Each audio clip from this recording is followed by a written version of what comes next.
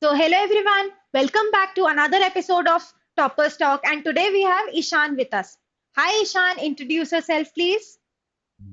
Hello ma'am. My name is Ishaan Tripathi, and I secured All India rank 87 in CLAT and All India rank 45 in ALET. And if I have to introduce myself and say something about myself, I would say I'm not someone very special, and I'm not being modest about it. If I was one, I'd certainly boast about it. But I'd just say I'm a guy who's just good at hard work, and that's it. Yeah, I just work very hard. So बच्चे, how did you choose law as a career? Okay, that's an interesting question. So during my class 10th, so I was very conflicted whether I have to go into the science field or the social sciences field. So at one point of time, I was about to give NEET because I was interested in biology, but I didn't want to become a doctor per se. So I tried to also explore other fields. Hmm? So my father was the one actually who told me about law because he's an HR head at HZL. So he knows about recruitment and stuff. So some guys from NALSA actually told him about CLAT and what's the degree, what are the job options.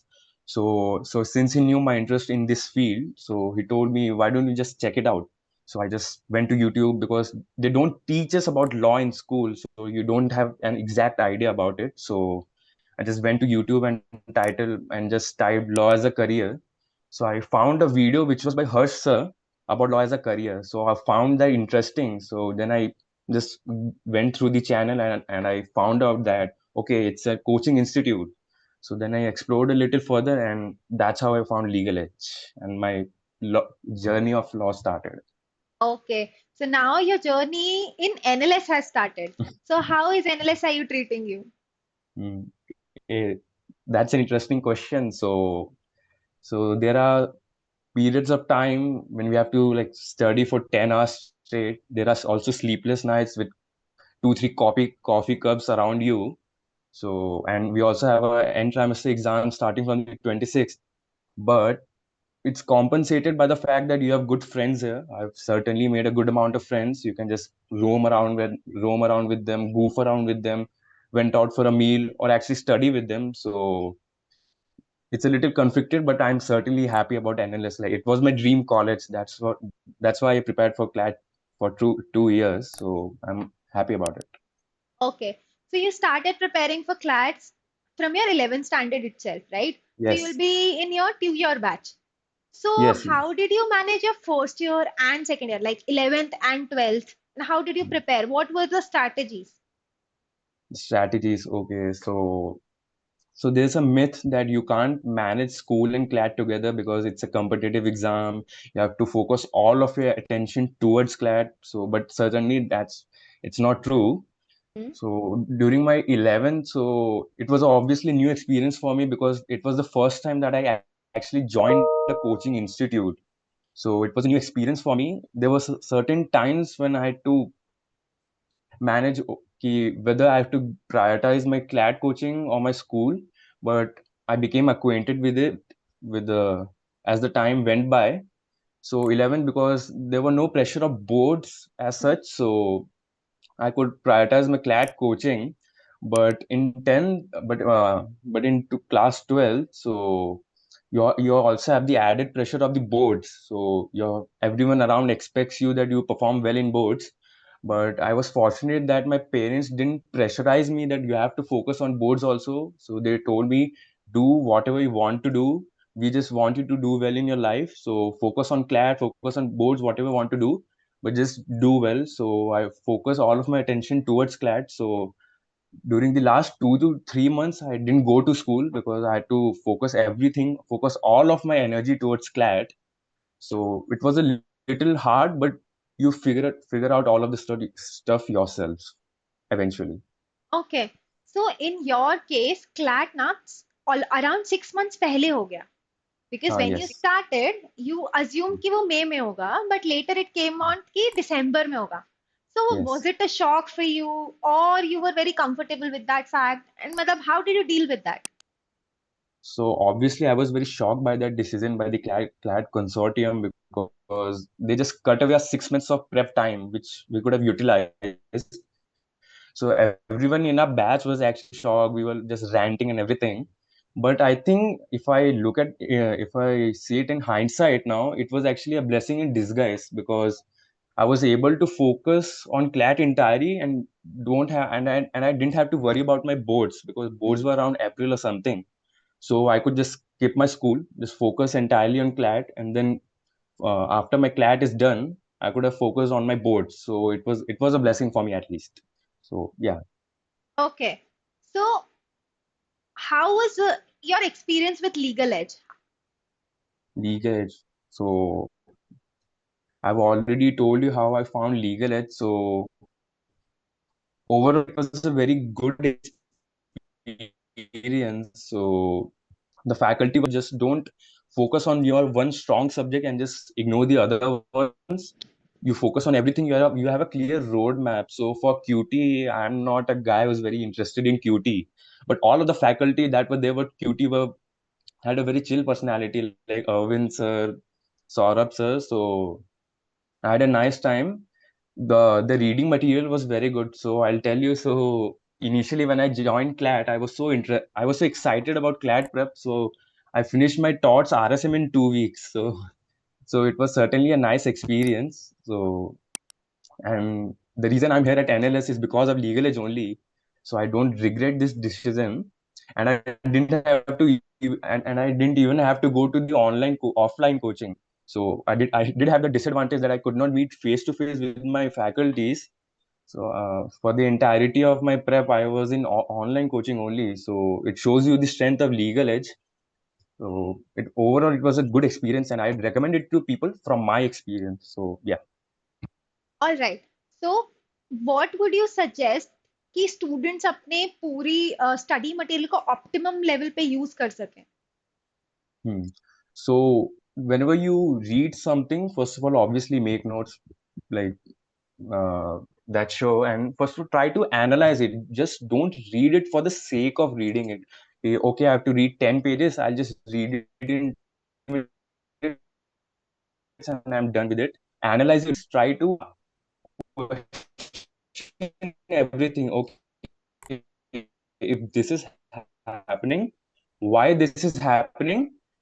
Make your notes and form how to make full use of your reading also involves actively participating in class. So asking questions with your teacher, trying to actively engage with them is also a part of that. So and I would say that read before and after class. So because if you read before class, you have an overall idea of what the teacher is going to teach in the class, and if you read after the class, you have a clarity over what you have read and what the teacher has taught,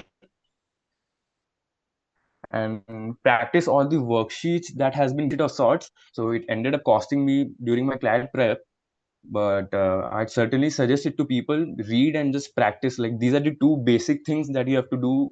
If I have to sum it up, if I have to sum up the CLAT prep, just read and practice. That's it. All right. So, CLAT as a journey में बहुत सारी problems you might have faced. So, Yes. what were those problems and how did you resolve it? So one of my major problems in the CLAT prep that I'm very sure everyone might be facing right now is the mocks problem. So for the mocks, what happened was my marks were stagnant for a very long period of time. Like my marks were stuck around 70 to 90 range. Sometimes they would go around 70, sometimes 90. But I could not I was not able to cross the 90 questions, like, okay, whether maybe I'm not doing something right or like I'm not putting my 100%. So there was a time when I just wanted to give up. Like there's no point in like doing it if I'm not able to get the results. But I talked to some mentors, I talked to some faculty.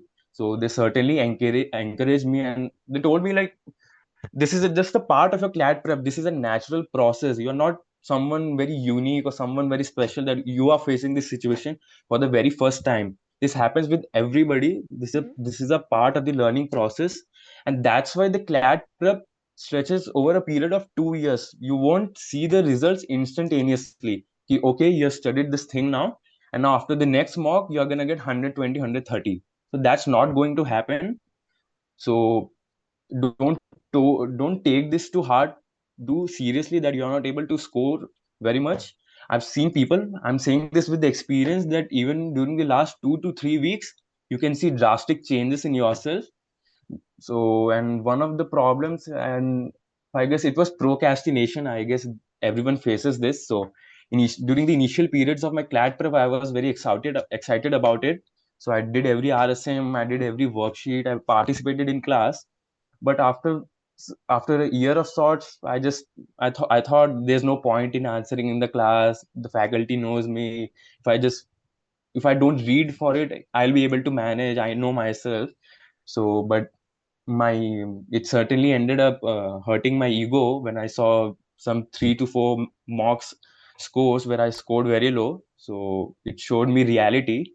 And if I have to say, there were certain periods of time when I felt a little down. So there might be various reasons for it. So you might see some overachiever in your batch who's scoring 120, 113 marks, and you're stuck around 70 to 80. So you start to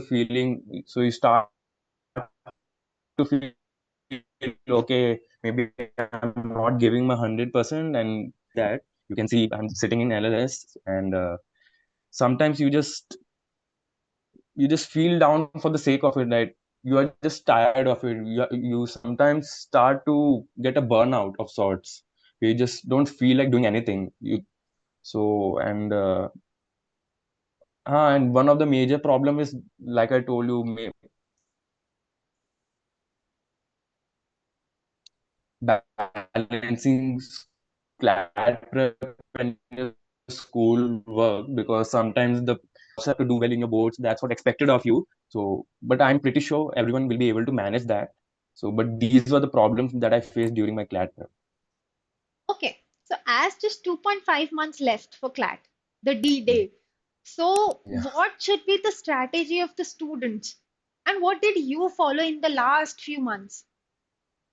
Last few months. So, first of all, the basic things: focus all of your attention on CLAT. Even if you might have to miss school because of that, do it. So, because CLAT is going to, in in some way, decide your career, because it's going to decide which college are you going to. So focus all of your attention on CLATs. Please keep your self confidence up, because generally when people talk about tips, they always talk about the technicalities, oh, which strategy, which thing, but they don't talk about the mental game. So trying to keep your composure, trying to keep your self confidence, because these are the period when you try to feel a little down when you see your mock scores. So please keep your self confidence up. Try to talk to new people. Try to talk to people you're familiar with. So because there are periods of time when you feel a little pressurized, so you want to take that pressure down. And like as I told you, even in 2 to 3 weeks you can see drastic changes. So keep working hard. It's not that doing more hard work won't give you the payoff. It certainly will. Practice very hard, give your mocks, give your worksheets, and the most important thing is, please do your, like, giving too many mocks is the priority, and mock analysis we can do that later. But mock analysis forms the 80% of your CLAT prep. You can spend 2 hours in mocks, but you have to spend 3 hours in your mock analysis to find out the areas where you are weak, where you need to work upon, where you're already strong. And uh, and revise GK, because that's a very important tip. People generally overlook this, because you might have hundreds of pages of notes, but at the end of the day, you have to revise them, remember them. CLAT is not an open book exam where you can take your notes, because this happened with me. I made the too many pages of notes, but I could not remember them. So I had to read them during last around 2 months. So just focus all of your energy on CLAT, but chill. Don't take stress. This is not the end of the world. So yeah, enjoy this period of time, because I still remember during those 2 periods of my final CLAT prep, I worked too hard, but after my after my CLAT was over, I felt a little unable because they get this. So, but just focus on your CLAT prep. That's what I would say. All right, as you discussed and you told कि mock analysis बहुत important होता है. So, how to analyze mocks efficiently? What are the tips and tricks that we need to follow? So first of all, after you have given your mock, never look at obviously look at the score, but always prioritize the percentile because CLAT is a competitive exam. It's not like your typical school exam where the results depend on your individual performance. Here, how well you perform will obviously depend on your individual efforts and also how your competitors perform. So you might score 100 in a mock, and your rank is above 200, and you might score 80 in a very tough mock, and your rank is below 100. So obviously look at the percentile, look at the sectional scores, in which section how you perform. So you might perform good in English, so you know, okay, English is my strong section. And for example, with me, I didn't do very well in QT because I was never interested in QT. Like, this is the story of a typical CLAT student. So focus on QT. If you realize that, okay, QT is my weak section, I need to focus more on it. So I'm not saying that don't ignore, just completely neglect English. Obviously you have to focus on that. So maintain consistency with your strong subject and focus more on your weaker ones. And like as I said, devote 2 to 3 hours for just mock analysis. So for example, if you go to a particular section like English, so you might have some wrong answers, you might have some correct answers. So what generally people do, and what I have also done, is I just ignore the correct ones because I've already done them correctly. I just have to focus on the wrong ones. So that's not how it works. You also have to go to the correct ones. Why did you choose it was the correct one? Because sometimes you might just uh, give it a shot and you ended up being correct. And or you might have used some other reasoning, but the reasoning that's given in the mock paper, it might be different. So go to the correct one, see what reasoning you have applied, and see. And for the wrong ones also, see. So it's a very simple thing, it's not very complicated. Just see, there were four options before you. You ended up choosing one because you applied a certain reasoning. Now, but the paper setter chose this option because he had a certain reasoning in his mind. So try to see where was the discrepancy, try to resort it, note. So, and yeah, one more thing which our faculty told us was to make a mock diary where you jot down your mock score, your sectional scores, your rank, how well did you perform, and the learnings from your mock paper. So for example, your weak subject is QT, Mhm. so maybe you entirely just skip the entire section with the excuse that no, I wanted to focus on other sections. No, you have to focus on each and every section. Whether if you don't know QT, just devote 5 to 10 minutes to it. So make a mock diary. So jot down your learning. So for example, with English, you can say, okay, my reasoning questions are good, but maybe I'm not able to identify the tone of the passage or what the author's mood is. So you can write it down and focus more on tones this week. So maybe if it's legal reasoning, you can see, okay, I did well, but I in certain questions I just applied extra legal knowledge, or maybe I just overthought that question.